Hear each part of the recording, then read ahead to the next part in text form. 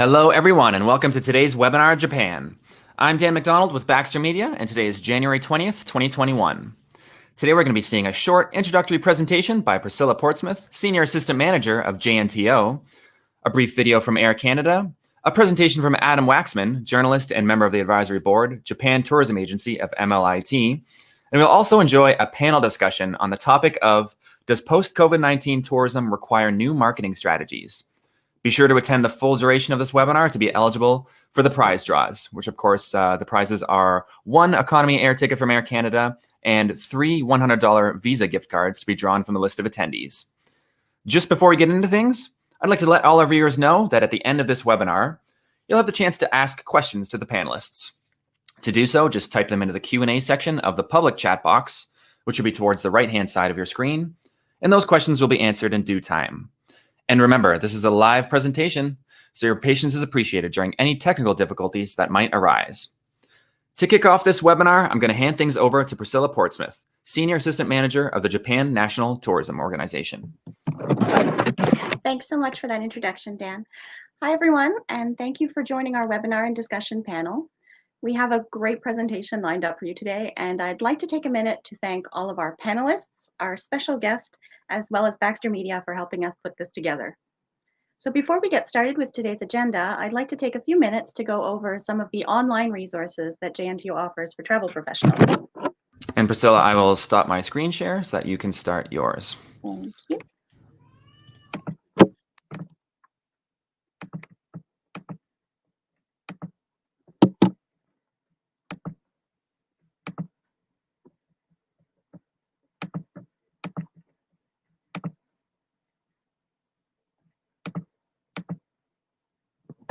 All right. There we go. Good. Looks good. All right. So to start off with, I'd like to introduce our JNTO Canada website, which you can see here. The site is a great resource for travelers with everything from destination guides to an accommodation search, transportation information, and even a cherry blossom forecast. Now, if you go up to the top left corner of the main page, you'll find the link to our trade page with resources meant specifically for travel professionals. I'll briefly go through the resources listed here. The first one is the JOMC, our Japan Online Media Center. From here, you have access to a variety of resources, including our photo and video library, our listing of land operators, and several downloadable brochures. These are some of the brochures available for download via the JOMC page. There's practical information such as travel insurance, tourist taxes, and campaign information. And then there are also tourism guides like our general guidebook, Map of Japan, and basic brochures for popular destinations.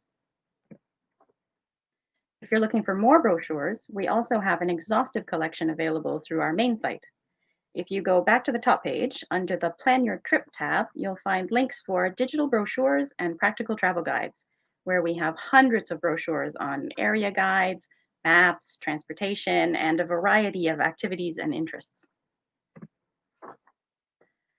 For times when you need hard copy brochures, be they for your office or your clients, we have an online brochure request form for travel professionals where you can request up to 50 copies of specific brochures. Please just be sure to order well in advance in order to ensure the brochures will arrive in time for any deadlines you have. I'd also like to mention our JNTO Canada newsletter if you'd like to stay updated with our projects and events and learn about Japan. We send out 6 issues a year directly to your inbox, and you can find previous issues on this newsletter page. For those of you who haven't done so already, I'd like to recommend our Japan Travel e-learning program as an excellent way to improve or brush up on your knowledge of Japan. There are 2 courses available at this time covering all the basics to help you promote and sell Japan. Finally, I would just like to mention our coronavirus advisory information page. As the situation around the world keeps changing, this page is frequently updated with the current situation in Japan. All the information on restrictions and closures can be found on this page, so please refer to it frequently. And that's a brief outline of our online resources. I hope you found it helpful, and if you have any questions, please don't hesitate to contact us at info_toronto@jnto.go.jp. Thank you so much, Priscilla. Next up is a short video brought to us by Air Canada, which I'll set up now.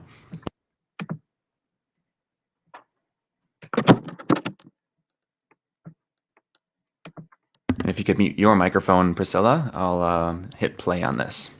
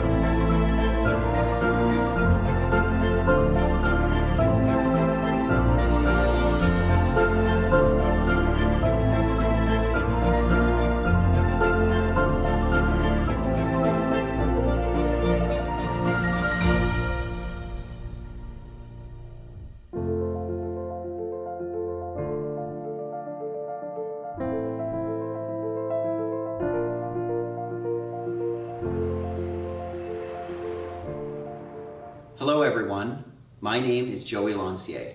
I am the Manager Revenue Development Asia Pacific at Air Canada. I would like to thank Japan National Tourism Organization for the invitation to support today's webinar, and I look forward to sharing my perspectives on how our industry can expedite its recovery. Thank you also to Baxter Media, fellow speakers and panelists, and to everyone participating today. Japan is a key piece of Air Canada's Asia Pacific network, and we are eager to see tourism take off once more. Prior to the COVID-19 pandemic, Air Canada operated up to 5 daily flights to Japan, proudly connecting families, friends, businesses, and adventurers. Our effort to restore tourism has been multifaceted, anchored in a science-based approach to customer protection, testing, and quarantine. We have been listening to our customers throughout the pandemic and tailoring our offerings to address their concerns. We refer to our collective efforts as Clean Care Plus, an industry-leading end-to-end health and safety program that includes travel insurance and enhanced booking flexibility. Please take a look.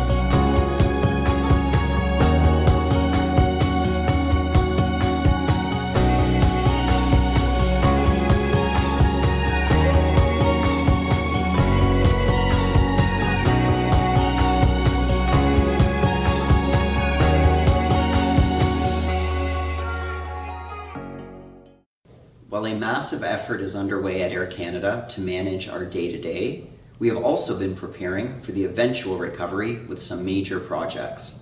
In November, we launched our new Aeroplan loyalty program. This first-in-class program will deliver unparalleled accumulation and redemption opportunities, both with Air Canada and with our expanding list of major retail and digital partners. Aeroplan will greatly enhance the Air Canada value proposition, and I hope you and your customers will register for this new program. We are very excited to share more details about Aeroplan in the coming months. Before we share a sneak peek, I would like to thank you again for your participation today. On behalf of Air Canada, we wish you good health and all the best in 2021. And we look forward to welcoming you aboard our flights to Japan very, very soon. You've got some points, your spouse has some points, the kids have some points, but they all live in separate accounts. What if you could combine them all together to really get somewhere? With Aeroplan Family Sharing, it's easier to share points as a family. Up to 8 family members can share their points for free. Whether you have a few points or a lot of points, everything is added to the pool. If you have a credit card holder or an Aeroplan Elite Status member in your pool, everyone benefits from the preferred pricing. Now it's easy to earn and spend your points as a family. Imagine all the family trips you'll take. Do more together with Aeroplan Family Sharing. Okay. Presenting next for us is Adam Waxman, journalist and a member of the advisory board appointed by the Commissioner of the Japan Tourism Agency of MLIT. Let me transition over to those slides here. And Adam, if you'd like to activate your microphone, I will hand things over to you. Is it activated? Yes, it is. Welcome. Thank you, Dan. And hello, everyone. 1 second. Let me just turn this off. Turn camera off. Okay. Japan is uniquely suited for a post-COVID boom because it's such an interest-oriented country with cultural adventures unique to rural destinations. And that's what people want now, something to shake the doldrums. So here is my list of destinations to rejuvenate you. Hokkaido. Hokkaido is known for its native Ainu culture that you can explore, as well as the largest range of hot springs and unspoiled nature in Japan. One true gem of Hokkaido is Otaru, which is like the Venice of Japan, with romantic canals meandering past cobblestone streets and brick buildings, glass-making workshops, music box museums, and the home of cheesecake in Japan. And it is the best cheesecake in the world. The seafood is also the best in Japan, from uni to crabs to scallops. The seafood bowls you can enjoy there are the height of decadence. There's over 20 different kinds of Wagyu in Hokkaido alone. It's also the home of distinct styles of ramen, beer, sake, and a flourishing wine industry. Next, in Tohoku region, we have Aomori, at the edge of Tohoku. It is home to some of the most beautiful cherry blossom viewing in Japan at Hirosaki Castle and its surrounding park. As well, there are what the Japanese call power spots for hiking through nature and forest bathing. The shamisen guitar with its 3 silk strings originated in Aomori. So this is a musical hub, attracting musicians, singers, and dancers from across Japan. The Nabuta Matsuri of massive floats depicting historical and mythical figures is paraded through the streets in summer, while displays of the most important floats are available for viewing year-round at the Nabuta Museum Warase, which offers dazzling exhibits that should not be missed. Aomori is also home to the largest production of apples in Japan, 65 different varieties of apples that you can pick at orchards, or you can follow the apple pie trail and sample 46 different kinds of apple pie. The apples are everywhere, even floating in hot springs. Next up, we have Yamagata. That's the next big hotspot in Japan, renowned for its temples, cuisine, outdoor hot springs, and incredible skiing, where the powder covers the trees, transforming them into the Zao monsters. So it's like you're skiing through these frozen creatures that look like they're out of the Chronicles of Narnia. What's most fascinating is the 3 mountains of Dewa, where you can travel with the Yamabuchi, Japanese mountain aesthetic hermits, on a spiritual journey through a cycle of death and rebirth. And further south, we have Niigata. If you like sake, you have to go to Niigata. There's so much sake here, it's literally flowing out of vending machines. And you can go on sake tours to learn about it, sample it, learn about pairing, and even cooking with it. Among the best ways to pair sake from Niigata is with the salmon, which is the Murakami salmon, which is prized all over the country as the best in Japan. Just off the coast is Sado Island, with its obscure and prized sake productions that actually partner with Robert De Niro and Nobu out of New York. This is also the home of the Kodo Taiko Foundation, where you can enjoy taiko workshops and get quite a workout from it. For leisurely afternoon boat rides, you should check out the traditional taraibune tub boats used for collecting abalone.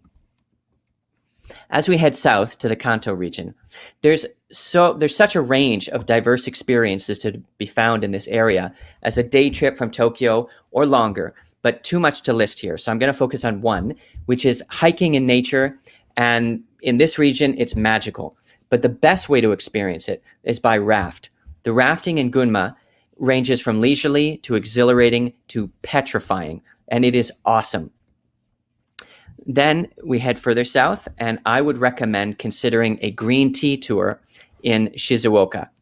Visit a green tea plantation, pick the tea, learn about pairings, stay in green tea spas, and just enjoy a vibrancy of green. This is a true taste of Japan.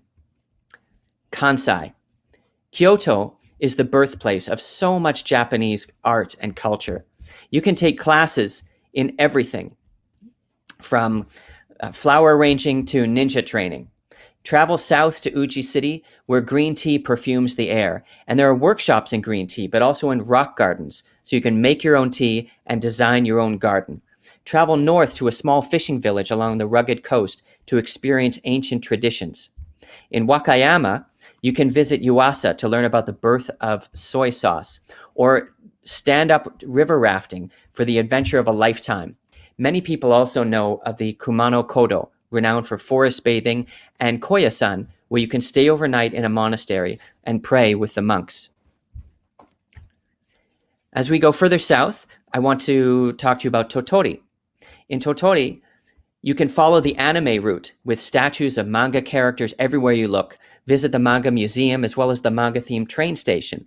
The Tottori sand dunes are a mecca for sandboarding, kite surfing, hang gliding off the cliff and over the ocean, and even camel riding, where you'd swear you were in the Sahara Desert. There's also a gorgeous rocky coastline that attracts kayaking, and it's becoming very popular. The Tottori Hanakairu Flower Park is second to none, featuring the most dynamic display of flowers you will ever see. Shimane. The living tradition of kagoda flourishes mainly in Shimane Prefecture, and it is highly charged.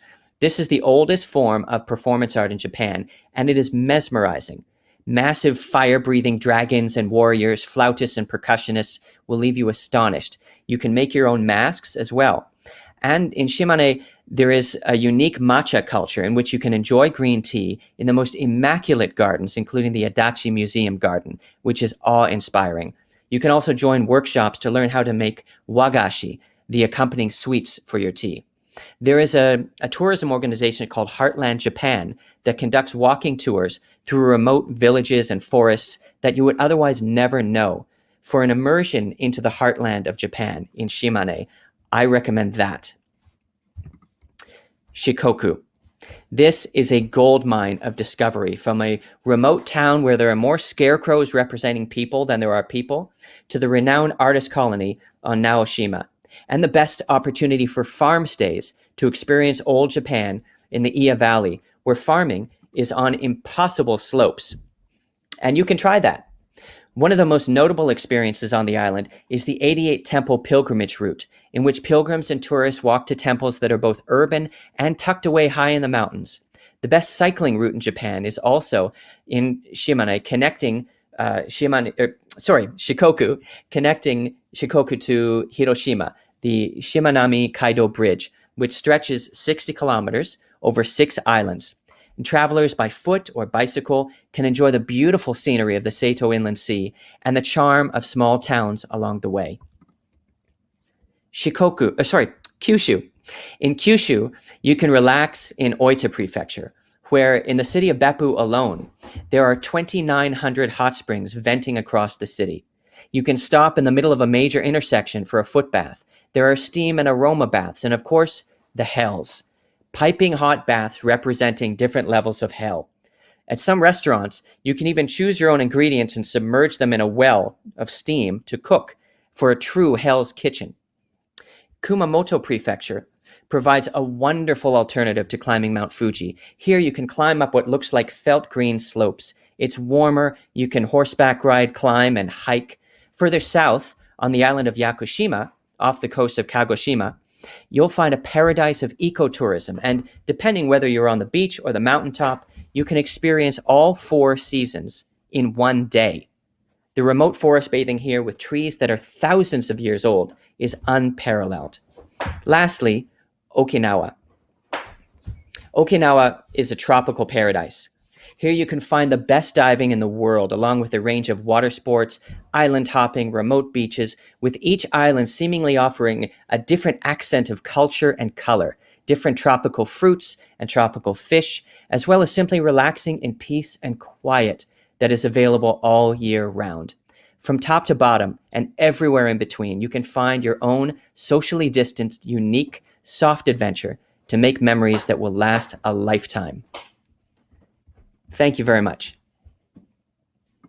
Thank you, Adam. That was wonderful. And I would love to go back to Japan one day. We'll take a minute now to prepare for our panel discussion. We'll hand things over to Priscilla and our panelists.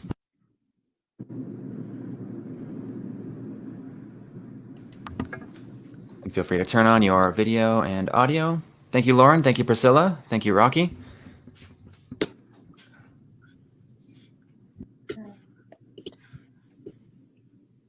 And if anyone would like to grab a drink during the next minute or two, feel free to do so now, because we're going to begin in just a few seconds. Does that include sake? After, Rocky, after. Okay. Great. Welcome, everyone. I'll hand things over to you, Priscilla. Okay, great. Thank you. You so much, Adam, for that excellent presentation. So we'll move into the discussion panel now with our 3 excellent panelists here, Lauren, Rocky, and Joey. So the first topic up for discussion we have is, how will the traveler have changed on the other side of this pandemic? Lauren, why don't you kick things off? Sure. Yeah, that's a great question. So we too have really been focused more so than ever on listening to the customer. I know Joey mentioned it in his video, but over the past 10 months, it's really understanding what they're looking for, what they need to feel comfortable traveling again. And essentially, we see 4 factors that have been rising to the top when it comes to influencing the traveler's purchase decision. And we think that these 4 factors are really going to continue to play a role even as we come out of this pandemic. So the first one is really our travelers are looking for more confidence. They need more reassurance and peace of mind. And I think that comes in the form of extra freedom and flexibility when it comes to the booking process. So whether it's payment terms, whether it's insurance, whether it's rebooking options, they're looking for more flexibility and freedom. Another thing that they're looking for is added health and safety measures, of course, and that's going to become, and that's really on trip, that's going to become more of just a general sort of table stakes as we move through. A couple of examples that we've done at G in response to these is we've developed the Book with Confidence policy and also our Travel with Confidence policy. And again, it's about providing more freedom and flexibility from the moment they book all the way to making sure that they feel safe on tour. And we'll be continuing to innovate and explore other opportunities in this area as we move forward. So that's sort of the first one.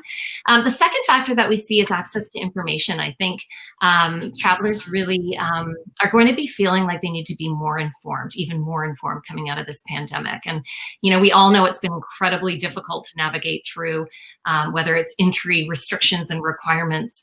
And I think it provides a really terrific opportunity for our travel agents and our suppliers and tourism boards to become that expert when it comes to providing that information. And that'll continue to be, again, I think, table stakes as we move through. The third one is really about innovative product. So I think consumers are looking for product that really is timely and relevant and fits their needs. Whether it's new collections of tours that right now adhere to health and safety restrictions and requirements, or new collections of tours that build off booking trends and regional travel restrictions. I think those are going to be continuing to play a role, and I think the control will be more in the customer's hands as to what they demand. And then finally, I think I think customers are really looking at ways to travel better. At G, we call it retravel. I think, listening to, we've just done a consumer survey, and 71% of people surveyed, Canadian consumers, really want their travel dollars to benefit local people. And that's terrific to hear. Over half actually want to ensure that wildlife is protected when they go. And so that really bodes well for G, because that's the way we've traveled, and continue to, we built our tours to look to support local communities. But we've always said, if you don't travel with us, travel like us. And so I think that traveling better is, again, something that's going to come out of the pandemic, something that we see is rising to the top and will continue to be important coming out of this pandemic. Great, thanks.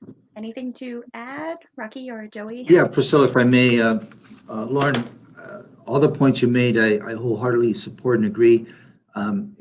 If I may add, when we're saying what is it going to look like on the other side of the pandemic, the reality is that the pandemic is something that is not a finite point that we can, it's not like a fence we're going to hop over and we're going to be on the other side. The pandemic has proven that it's very fluid, it's global in nature, and the impact will not only be in the short term, but probably over the next couple of years. So that being said, and we need to kind of realize where we're at today and where we're going to be at in the next 3 to 6 months, and then moving forward. Today, unfortunately, in the time I've been in this industry for over 4 years, I think it's fair to say we're probably in the darkest days as travel advisors. We have, this new phenomenon called travel shaming going on. We have the Prime Minister of Canada, Trudeau, basically telling people to cancel their summer vacations. We have the Quebec Premier Legault basically wanting the government to ban non-essential international travel. And it's fair to say that there's probably similar mindsets all over the world. So that's, as I mentioned, the darkest day, but behind every obstacle, there's an opportunity. So what I'm coming to realize is that COVID ultimately, and I know it's going to be hard to swallow what I'm going to say, but COVID ultimately will turn out to be a fabulous thing for the travel industry. Because as we're all hunkered in, as we're all, practicing social distancing, we're truly realizing how important travel is to our life, to our being, and who we really are as people. And we're realizing how important the human connection is. So it's a matter of timing when it's time to market, or it's time to keep in touch with our clients. It's time to market to our clients, and it's time to be ready to sell to our clients. And on the other side of marketing, on the outside, I think it's also important for all of us in the industry to realize that we need to keep supporting each other. And marketing isn't only an outbound scenario, it's also inbound. We have to make sure that we keep in touch with our colleagues inside our own companies, keep ourselves connected, keep ourselves well informed, and keep ourselves motivated, because this isn't going to go away in the next 3 to 6 months. And we have to kind of embrace each other to try to get to the other side. So just wanted to share that at this stage. Thanks, Joey, and thanks, Lauren. Those are both good points. I'll just add, Priscilla, I there's nothing that I can disagree or dispute based on what Lauren said there, and Rocky, they're right on the money. Mm-hmm. I think at Air Canada, we've certainly seen, right from, I'll say the middle of March, a dramatic shift in what customers are looking for. And I think Lauren hit it on the head when she talked about confidence and health and safety. And that is really what is top of mind now. And it'll be interesting to see as we go forward how quickly that trend changes and other factors like price start to become the main driver of what the customer's choice is. Right now, we know that what customers want to hear and what they want to know is what is the airline doing, or what is the destination doing, or what is, all of the different touch points. What have they done to ensure that I, as an individual traveler, am safe? And we have short memories sometimes as human beings.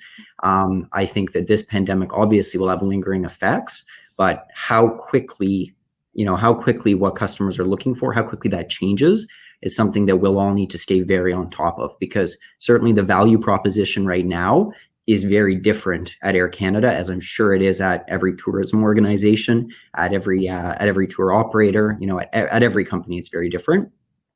But as we go forward, we'll need to continue to evolve that value proposition. And now more than ever, we need to be on our toes and be responding to what customers want, what customers are thinking, and ultimately what customers are concerned about, because the traveler more than ever is concerned. They want to travel, but they're not ready to travel. And in a lot of cases, they don't perceive it as safe to travel. So educating customers as we go forward and, changing the narrative when it's safe to do so and responsible to do so, it will really be the responsibility of everybody on the call here. Sounds good. All right. So let's move on to our second topic, which is, there's been a lot of talk of not going back to how things were and the industry needing to do better. Is this realistic? What can we do to point travelers in a more positive direction in terms of their travel choices? So this time, I guess we'll start with Rocky. What do you think? Thank you. I think that another important silver lining that's going to bode well for us is the value of the trusted travel advisor relationship. As we've all realized that COVID has added another complexity of concern, of peace of mind. And having a trusted advisor that can keep up to date with all the different changes that are happening so rapidly, and as we discussed on a global basis. I mean, Canada can maybe open up its borders, but when our clients are heading over to Asia, to Japan, what is that going to look like? When they're on destination and they have to come back home, what are the requirements that we need to be aware of? So our value to our client is enhanced substantially. At TTI, what we call that we can control is getting to know our clients better, and we say that's everything. And understanding our clients better is being able to ask them the right questions. And get to have an intimate relationship with our clients without being personally intrusive. We need to learn about their why. We need to learn about their aspirations. We need to understand what gets them excited and what gets them out of bed. And we also need to understand, what keeps them up at night. Once we have that, and many of us have that relationship, but if we want to do something better, post-COVID, it's definitely enhancing our relationship with our clients. And also, knowing that our global networks, where our clients are going to go, we're so well connected that with the medium that we're currently on, Zoom, we can actually have the conversation with our clients, bring in our destination expert or our local operator or our conduit in a particular destination, bring them into the conversation and show our clients the fact that we're extremely well connected and that we have their backs, not only from what we have to say, but also at the destination to actually realize that they're actually going to get everything that we're talking about. So building trust, building consumer confidence is something that we've been working on, but now the need to do it better is upon us. Yeah. Yeah, I was going to say, I think you made some really, really good points, Rocky. What sort of resonated with me is talking about that value of the trusted relationship. So just that key role that our travel agent partners and our suppliers and our tourism boards are going to continue to play going forward. But I think it's going to be even more important. And I like what you said about how important it is to get to know our clients better as well. And that includes not just our travelers, but also, of course, even our clients, our travel agents. And, one of the things at G Adventures is we talk about our global purpose specialists. And it's not just about selling trips, it's about helping our travel agent partners discover passion and purpose. And so I think that'll be a continuously important focus. And I think that sort of then extends really nicely to the traveler too. And you mentioned, asking questions. And I think kind of going back to the original question about how can we point travelers in a more positive direction in terms of their travel choices. I think it's asking them questions, right? And it's sort of, encouraging them to have a global mindset and to consider that positive impact that they can have when they get back out to travel. So, ask them questions like help them identify why they want to travel, right? So what kind of experience do they want to get out of it? What kind of, have they thought about making, how they want to make a difference, whether big or small? Suggest that they research specific destinations, ask questions, learn about local culture and customs so that they're better prepared to be, a traveler versus a tourist, and even reading up on global best practices. Whether we have a set of animal welfare and child welfare guidelines that we've worked on with external partners in order to make sure again that they tread lightly and that they respect the places where they go. And I think one of the other things is is really asking what our travel agents can help too, is helping to identify what distinguishes different travel operators. So where does their money go, right? So does the money stay in the local community when it comes to the cost of the tour? Is it leaking out and actually going to more, bigger foreign-owned corporations? We created actually a score called the Ripple Score a couple of years ago to show that openness and transparency and show, put our money where our mouth is. How much money is staying in the local economy? So I do think, I love again what you said, it's now more than ever having our travel agents have the power to make a difference and have the power to help our travelers make wiser decisions. Yeah. If I just, before, I know Joy wants to jump in, if I may, one of the things that we realize from this pandemic is, because it's global in nature, we've always known that we're on the same planet, but COVID has really drove it home that we really are on the same planet. We have a mutually responsibility to travel and tourism. I mean, 2 years ago, we were on sustainability committees because of over tourism. Now that's not the case, but in a year or two from now, that will be the case again. So we know that we have to be responsible collectively. And so to what Lauren was saying, how do we help various communities? How do we help our own backyard? How do we work more collaboratively? Travel is such a powerful being, such a powerful way of enjoying life and fulfilling your aspirations. And again, COVID has really demonstrated that it is that much more important, and we are so much more connected. And we've been saying this all along. We're all in this together, and together we'll come out of this and be better people, be a better civilization, be better global partners. I'm sorry, Joy, if I jumped in. Not at all, Rocky. Absolutely. I guess I'll just add that, I think we're all experiencing the pandemic in different ways, but something that I think a lot of people are looking for, and you kind of took one of the buzzwords right out of my mouth, but you're looking for inspiration or aspiration in terms of day-to-day life, in terms of travel, in terms of future plans and the like. And, something at Air Canada that we're very proud of is the Air Canada Foundation, where we support, underprivileged or children that have different medical issues, and we help facilitate their travel. We have our Dreams Take Flight program and all of these different types of initiatives that I think there's a lot of people that, pre-COVID, we were touching a lot of families this way. And it's an initiative that we have a lot of people within Air Canada that volunteer their time and participate in.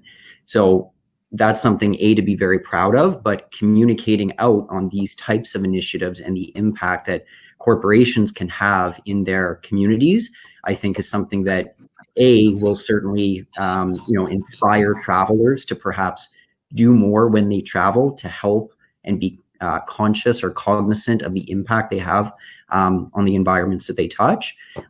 It also, from a business perspective, also enhances, I'll say, brand value and recognition for your business, and certainly helps you build value within your own company. So that's a foundation that we're very, very, very proud of, and we've donated to hundreds of charities over the past number of years, and something that we look forward to continuing to do. My lights just went out here. We're trying to save power during the pandemic, so if I don't move too much, they go out. And I'll just add to that, speaking about how folks are thinking about the footprints that they make in the world. There's obviously an ecological footprint in terms of your impact on the environment. There's a social footprint, both how you interact with the communities that you visit, and also how you interact with the people around you, and how you like to sort of shape those experiences. And then there's also your digital footprint, how you engage with technology, how you present yourself in social media and all this. And every company also has, a role to play on those three sort of metrics, or those three sort of footprints. And I think being cognizant of what the market wants and what consumers want, both from a purchasing decision, but also where they kind of hold their morals near and dear, is very, very key as we move forward, and as we emerge from the pandemic, in terms of how we all position ourselves. Great. All right. Thank you, all three of you. Our next topic is how much of the technology we've adopted during the pandemic will continue. For example, virtual tours or Zoom consultations. Will we see a return of importance when it comes to events and face-to-face networking? So let's go back to Lauren this time. Sure. Yeah. So, when the pandemic hit and global tourism came to a halt, we, like many other companies across industries, had to pivot. And we needed to find new ways to connect and engage with our travelers, and also with our travel agent partners and tourism boards and suppliers, just to keep that spirit of travel alive. With so many of us working from home for months on end, technology has obviously played an increasing role, just in terms of having that connection and keeping people informed and engaged. And a couple of examples from sort of things that we've been doing is we've been developing a bunch of different initiatives for consumers to keep them engaged and informed over the past 9 months. One of them is, you mentioned virtual travel experiences, including live group tours. And we actually just held one. Hopefully, a number of people in our audience were able to watch our Kamiko, one of our G Adventures CEOs, so our chief experience officers or tour guides. She actually hosted a tour in Japan just last week, actually. So it's a good way to kind of keep that travel alive. Obviously we're sitting here on our chairs and in our living rooms and dreaming about getting back traveling. But that's one of the things that we did to keep people excited. And the nice part too is it also offered an income, a bit of an income for our CEOs, who obviously aren't doing what they love to do right now. We also have offered speaking series. We've offered like many different folks and panels. From Unlearn, which was an Instabook that Bruce wrote back in the summertime, to a series that we call Retravel Live. And that's actually, we have one next week. So I'll plug that for community tourism next Wednesday. But it's really about talking about, the life-changing experiences and how we can travel better going forward. So those are some of the initiatives that we developed over the past couple of months for consumers, and we've done similar things for our travel agent partners, and hopefully a number of you guys have benefited from that as well. We've hosted, whether it's virtual training sessions, seminars on Zoom, it might be refreshing and upskilling people on destinations or on tours, providing tips and tricks on social media, or talking about some of our new policies. And we've also spent a lot of time building out digital assets within our agent portal, which we call Sherpa. So we've had to adapt, just like many people in the travel industry. And while we're certainly, I'm right up there too, tired, getting Zoom fatigue and tired of getting on all these video conference calls, they definitely have been a great way to continue to engage. And I do think, kind of coming out of the pandemic, I do think that they'll certainly play a role, and we'll continue to do a bunch of these if they continue to offer value. But I would argue that there's nothing, I think nothing can replace face to face. And I know our GPSs and our sales team and I are all looking forward to getting back out there and meeting so many of our partners face to face. And I think as we start to look at getting back into events and sort of more in-person speaking series, I think we'll just be, continue to be more purposeful and choiceful probably about these opportunities, because we've proven that we can do a lot efficiently online, digitally, virtually, but as I said, we're super excited to get back out there and just see people. My goodness, see people in person again. So I think it won't go away. I think we'll continue to leverage a lot of the technology that we've been using over the past 10 months. We've definitely gotten better at it. We're not always like, can you hear me? Can you see me? Although we had a bit of that today from all of us as we prepared for the seminar. But nothing replaces that face-to-face connection. Yeah, and Lauren, I fully agree with everything that you brought forward. From a different perspective, we've now, most of us have developed a work from home culture, work from home environment, work from home culture. And I actually think that that's going to turn out to be, again, a beneficial opportunity to travel, because as people are working from home, companies are going to have to keep their folks connected. So departments are going to have to create these face-to-face gathering opportunities. So there's probably going to be more local, in restaurant, in certain facilities, just the opportunity to bond and have that power, as we call it at TTI Travel, the power of the human connection. But in addition to that, corporations are now also going to realize that they're going to maybe have to invest in offsite travel opportunities to get people on destination, to actually team building exercise, getting to know each other's exercise. And it may sound strange, but hugging and shaking hands, the fact that we're all working from home and so disconnected from each other, we know that as human beings, we truly value the bond that we believe in. And so this work from home will ultimately spring out to a lot of other travel opportunities. The other phenomenon with the technology that's evolved is if you have young kids and they now know that they can can go to school in a virtual environment, or you can actually perform your work in a virtual environment. What's to say that you, instead of going to a Caribbean or Japan for a week or two, why aren't you taking 2 months, 6 months, a whole year and park yourself out there? So travel will change, but again, travel will be that much more important. And I think with the technology, it's giving us the flexibility and the mobility to actually get out more and travel more. Good point. Joey? I'll add that, I think the most spoken phrase of 2020 was "you're on mute, you're on mute." Probably second to how many cases were there today.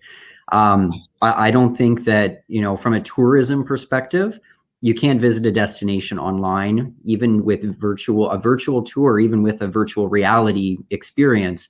It's just not the same. So there will be a return to pre-COVID levels of tourism, hopefully before too long. And I think that everybody appreciates the value of the human experience, the human connection. At the end of the day, we're social beings. It's what we need that for our own sanity, I'll say. And we'll see that return to normalcy that I spoke about earlier. It's really just a matter of how long it will take. I think, Lauren and Rocky have summed it up nicely in saying that there are there's a lot of tools that we'll continue to use. From a trip planning perspective, I think that companies and individuals have been a lot more comfortable with video chatting. They've been more comfortable with, virtual tours and all of these types of things. It will hopefully make the trip planning experience more engaging, and also give folks a greater level of comfort in traveling and in their destination, and knowing what they're getting themselves into before they go. I think there's a lot of opportunities to better communicate about the safety and all of the positives around travel with the new technology that folks have quickly had to adopt throughout the pandemic. Sounds good. All right. So moving right along, How can suppliers and agents market themselves as experts with regards to changing regulations both in destination and on return to Canada? Time, let's go to Rocky. There's no doubt that, as we discussed earlier, with all the fluid changes and rapid changes, that it's really imperative that the travel advisor stay on top of all these things. And we now know how much more important the correct travel insurance is. And we now know that there's some service providers that have COVID-related insurance, but I mean, that's the flavor of the time. But, the proper coverage, the proper information, it's constantly moving. So we need to stay on top of that. One of the things that is more and more important is social media, and it's impacting us daily, and the ability to leverage influencers. So if the tourist boards, airlines, various other folks in the travel ecosystem have influencers to help share those influences amongst ourselves to collectively promote travel, will go a long way. And also, the golden rule is referrals. If you can tell how successful you are by how many times you're referred to family and friends, and if you're really good at what you do, that's the most powerful way of growing your business, and that's the best way to market yourself. And at the end of the day, the buzzwords are being authentic and transparent, and being authentic and transparent ultimately creates that trusted travel advisor relationship. So that's the best way to market yourself, is be who you are, be as informed as you possibly can be, and be ready to deal with all kinds of changes that we've all become accustomed to. There was a time when an ash cloud impact, made us crazy. But coming out of COVID, I don't think there's going to be much out there that's going to knock us off our game. I mean, we've really become bulletproof. Once we get past this, we're going to be pretty set for a lot of things to come in the future. Resilient. I think that's the word, isn't it? That's the word. Thank you, Lauren. Thank you. Yeah, no, I tend to agree. I think I like what you've said about being authentic and being transparent. I think a big piece of it too, and as we've mentioned, that sort of like need to be informed and have access to information is just table stakes, right? It's getting more and more important for our travelers, and so the more that the more that we can come across as that expert in a way that feels natural and that feels authentic and not salesy. Being proactive, I think, is really important, and anticipating the needs of travelers. So when it comes to, knowing the latest and greatest entry of requirements and restrictions or flight availabilities or health and safety, all of that kind of information is anticipating their needs versus, because I think that instills confidence too, and it's kind of waiting for them to ask. And then I think you've mentioned even, in terms of marketing, it's leveraging your social channels, inviting customers and travelers to seminars, or asking partners like us to host seminars that might instill more confidence, or provide them with, the latest and greatest information in an easily digestible way. And another thing, you talked about collaboration. I think you're right. Like, I think it's the time where we all need to come together and help each other out. One of the things that we've just that we have introduced on our website and through our agent portal Sherpa is entry requirements and restriction advice, which we really sort of invite travelers to come in, and before they book a trip, to actually check out sort of the requirements and restrictions coming into Canada, and also, going out of Canada, and then also coming back into Canada, because it changes every day. So if we can provide information to make our travel agents and our suppliers look good, and we all work together to make sure that it's as up to speed, and our consumers have everything that they need, and then I think that's sort of the best way to market that expertise going forward, now and going forward. Yeah, it was relatively easy before COVID because restrictions never really changed, and if you were returning to Canada, you generally wouldn't have an issue returning home. Now it's impossible really to stay on top of all of the changing restrictions, whether it's entry restrictions, is the border open or closed? Do you need a test or not? What type of test do you need? Are there specific labs that you need to go to get your test? As industry people, when a customer comes, in your door or, calls you, whatever the case may be now, they think you're the expert on everything travel related and that you have all of the answers, and it's impossible to have all of those answers. I think it's really knowing where are the resources that you can either point them to or that you can seek out yourself and then explain them to the customer in a way that they understand, is really where there's a lot more value that the travel agency community broadly can provide. In the past, you could go on the Government of Canada website or on the website of the other country, wherever you wanted to travel to, and you could pretty much get all the information you needed. Right. Now, as I'll say, travel counselors, there's a great opportunity to kind of broaden the scope of what we can offer as a community, to help customers feel more comfortable with traveling and knowing that they've dotted their I's and crossed their T's, or whatever that saying is, before they go. So I think there's a great opportunity here for our community to to continue to expand the business and maintain all of those touch points. Absolutely. Sounds good. All right. So moving along, what role can tourism boards and suppliers play in supporting agents with their marketing to help differentiate themselves? So we'll go back to Lauren. Sure. So that actually is a nice little segue from the last one. So I guess what can we do? And again, we mentioned collaboration, right? So the more information that we can share, the better. Because again, I think it's in everyone's interest to be positioned as that expert and make people feel confident. So some of the ways that we can help travel agents or suppliers with their marketing is providing us, again, some of the things that we have, we've been doing for a while, but are continuing to get even more important. So FAM trips, right? So FAM trips, so that offering FAM trips so that travel agents can really go and see and touch and feel a destination and become an expert. Because as you mentioned, I think it was Rocky, like there's nothing, or no, I think it was Joey in terms of virtual tours. Virtual tours are terrific to a certain extent, but there's nothing like getting out there. Offering agent discounts on tours. So that allows people to get out there. Training and education, I'd mentioned, learning either about brands, different, the ways of traveling, more about destinations, about types of travel. At G, we call them travel styles, policies and guidelines, even tips and tricks, as I mentioned, about sort of social media. So just trying to provide that training and education for people.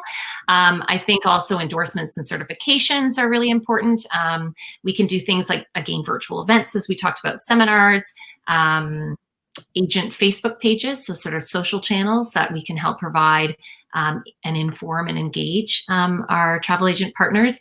And then also providing access to assets, which would be, both digital and physical. So we have whether it's brochures, whether it's consumer pass-alongs or digital assets that can be used on social channels or videos. I think there's a whole host of ways that we can help from a marketing perspective. And then the other piece is, again, just access to things, as I'd mentioned, like entry requirements and regulations that are continuously changing. So I think it's really about working together. It's about collaboration. Communication has never been more important when it comes to working as partners to provide travel with more value.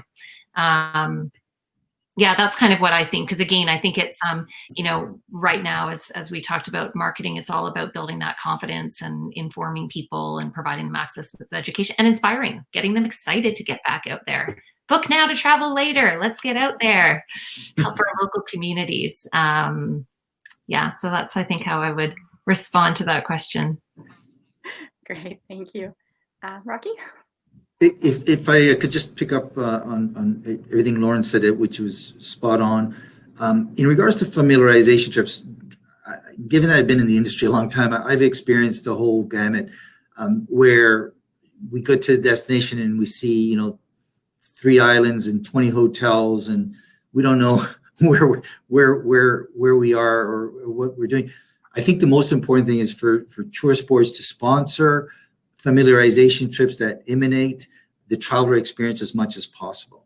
I think that's the best way for us to communicate to our travelers what it really feels like to go to Japan, what it really feels like to go to all the wonderful things that Adam talked about. And Adam had a fabulous presentation, wealth of knowledge, but to actually, drink the sake in the destination, make the wine, break bread, do things that we want to personally experience, get excited about, and then relay that back to the client. More important than just seeing different rooms and different bedspreads and the rest of that.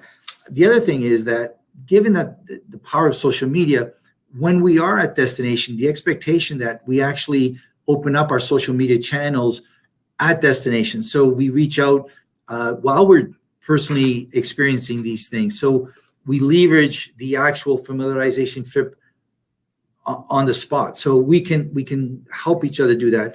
And as I mentioned earlier, if you have influencers and you can lend those influencers to us to kind of amplify our message, our brand, your brand, collectively the brand, I think that'll go a long way. But again, to what Lauren's saying, a much more collaborative effort and a much more refined plan would probably be one of the things that would be beneficial to all concerned. Sounds good. Yeah, I think your point just quickly about following and fans, like following the itinerary that travelers, so you can experience like a traveler, right? Versus sort of coming to a destination and kind of trying, spending different time, as you said, like is there, too much time in the hotel or too much time. It's actually getting out there and actually living and breathing exactly what your traveler will experience, because in that way you can go back and obviously, people feel it when they they can feel your passion and your excitement for having been there and experienced it and telling stories about it, personal stories. I think all of those things are so important.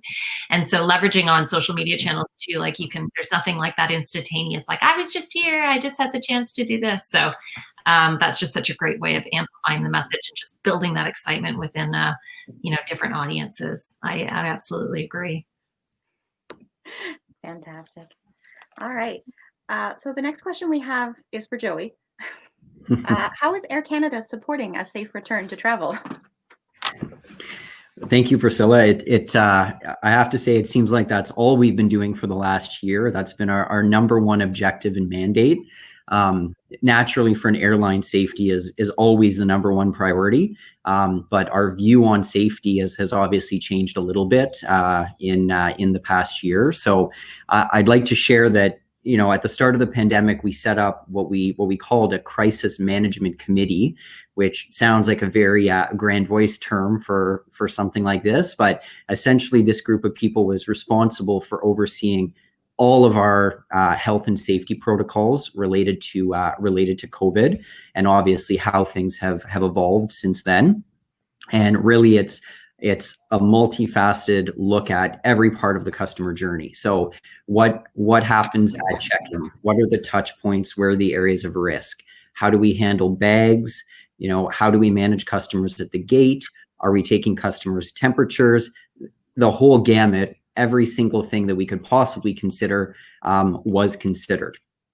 And I think that, as a company, we've done a very good job, I have to say, of ensuring customer safety, but also advocating for a science-based approach to resuming travel, to modifying quarantine requirements in Canada. And obviously, there's a lot of work still to do in further understanding the virus and further understanding what measures are suitable and responsible in light of the changing circumstances. But combined with our Clean Care Plus program, the COVID travel insurance that we've offered complimentary to customers for the past several months, as well as the enhanced booking flexibility that we're offering with regard to free changes. There's numerous measures that we've put in place to reassure travelers and to ensure their safety. And I'm actually quite proud to say that the collective efforts of everybody at Air Canada has been recognized by by APEX, the Airline Passenger Experience Association, and we were recognized as a diamond airline for our industry-leading efforts throughout the pandemic. The first airline in Canada and one of the first in the world to receive this highest accreditation based on a 66-point checklist. So we're very much at the forefront of it, and we will continue to be. And we certainly look forward to welcoming all of you and your customers on board very soon. So happy to hear Joey, all of the work that you're doing, Joey, because we need people to feel comfortable to get on airlines so that they can come and travel with us. And so a lot of the stuff that you're talking about is very in line with with what we've been doing over the past 10 months, not surprisingly, whether it's, as I mentioned, our book with confidence policy that just provides more flexibility and freedom when you book, and also our travel with confidence policy that have added health and safety measures. And I think that similar to you too, we've worked with some outside organizations just to make sure, from an accreditation perspective.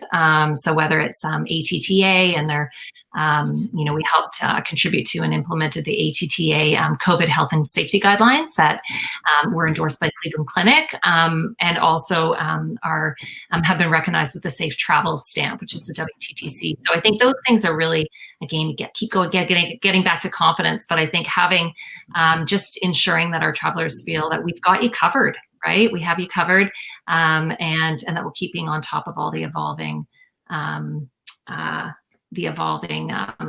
situation. Yeah, definitely, Joey. Yourself and Air Canada have a lot to be proud of. Your clean air program is absolutely fabulous. We should be collectively proud of all our travel partners, G Adventure, hoteliers, airports, car vendors. Everybody's done such an amazing job of creating a more sanitized travel experience, a safer travel experience, a more transparent travel experience. And so that definitely goes a long way in building consumer confidence. I also happen to sit on various other boards, the TICO board, the ACTA board, and I do want to provide Air Canada with a shout out that I know at various roundtables that the governments sit at, that Air Canada has been a very, very strong supporter of the travel agency community. We're finally recognized as a distinct group of people, as opposed to just being part of the airline community. And I know that Air Canada is giving us the messaging to the government that we're an integral and important part of the travel ecosystem. I also acknowledge that Air Canada realizes the challenges of the commission recall potential challenge that's kind of weighing upon us. And I know that Air Canada understands the consequences of that and the perils and the challenges that would make for the travel agency community. So the fact that you realize it and the fact that you're lobbying the government accordingly, it shows that we truly are becoming more and more better partners, and that's really comforting and great to know. So kudos to you and to Air Canada. So thank you. Thank you, Rocky, and thank you, Lauren. It's very much a team effort. So thank you. Sure is. It sure is. Thanks all. And we have time for, in the interest of time, we should wrap up shortly, but we have time for one more question. Okay, so our final wrap-up question is to all three of you. So we'd like to get one key point from each of you that you will take forward in your marketing strategies as we emerge from the pandemic. I'll go first, if you don't mind. Throughout all these discussions that I've been privy to, I came across an African proverb, and it says, if you want to go fast, go alone. If you want to go far, go together. So one thing I've come to realize that we're all in this together, and together we'll succeed. So thank you, Japan National Tourist Board, for sponsoring this. It's been really engaging and uplifting to be part of it. So thank you. Oh, I like that. It is. I use that phrase quite often. So I totally agree with that. And I think, one of the things that I'm going to be taking away is just is a little bit of like, there's been a bit of a power shift of sorts. And I think the power now lies more firmly in the hands of the traveler. the individual who decides to travel and to book with us. And we've always, at G, we've always put the customer at the center of things. But I think they'll be telling us and leading us more and more when it comes to what they want to see and what they want from us and what they need from us and our brands. Again, sound like a bit of a broken record, but coming back to that flexibility or confidence or traveling better piece. So I think that really means that we do need to come together, right? And whether we're designing products, we're booking, designing booking processes or access to information, as travel companies, agents and suppliers and tourism boards, it's really about finding ways to help hand control over to the consumer in sort of, if I can say it that way. And I think that will require just even more of a collaborative relationship and partnership within the industry itself. Great. I guess one of my big takeaways is, and I may have alluded to it a little bit earlier, but never stop questioning your strategy. There's a lot of fantastic strategies that I'm sure we all had, at the end of 2019 that obviously had to be shelved. There's a lot of strategies that you might have in your mind now, and they might be amazing strategies for today. But as we evolve and go forward, you can never stop questioning what it is you're doing and why you're doing it. You might end up going down a path and it might not end up being the right path, but don't get discouraged. There's always another one that you can jump onto, but never stop questioning. I'm not saying second guess, but never stop questioning, because there's a lot of change that we're going to see in the coming days, or the coming months, the coming years, and it's very important that we're attuned to that, and that all eyes are open. So the better that we can work together, the better that we can all come out of this. Perfect. Thank you so much, all three of you. Thank you, Priscilla. Yeah, thank you. Thank you so much, Lauren, Rocky, and Joey. And thank you for Priscilla for facilitating this excellent panel discussion today. We do have time to answer just a couple of questions, and then what we're going to do after that is the rest of them can be answered via email later on. So don't worry if you don't happen to get to your question today. We'll reach out to you at a later date. So firstly, let's see. Wallace asks, what are the requirements for PCR testing in Japan? Well, I'm not sure if everyone knows, but at the moment, Canada, among many, many other countries, is still under an entry ban in Japan. So actually regular tourists and travelers cannot go in. There was a little bit of a shift towards business travel for some of the Asian countries, but that has now gone backwards again as the numbers have gone up. But for Japanese residents who are returning, or for those with special exceptions, they do have to undergo PCR testing upon landing and then do the quarantine measures as well. But of course, all of the things keep changing constantly as we go along. So please do refer to our coronavirus advisory information page, because we do keep updating that as they keep changing the rules and the regulations. Of course. Thank you, Priscilla. No problem. And Deborah asks, Joey, has Air Canada considered facilitating COVID testing as a future ticket add-on?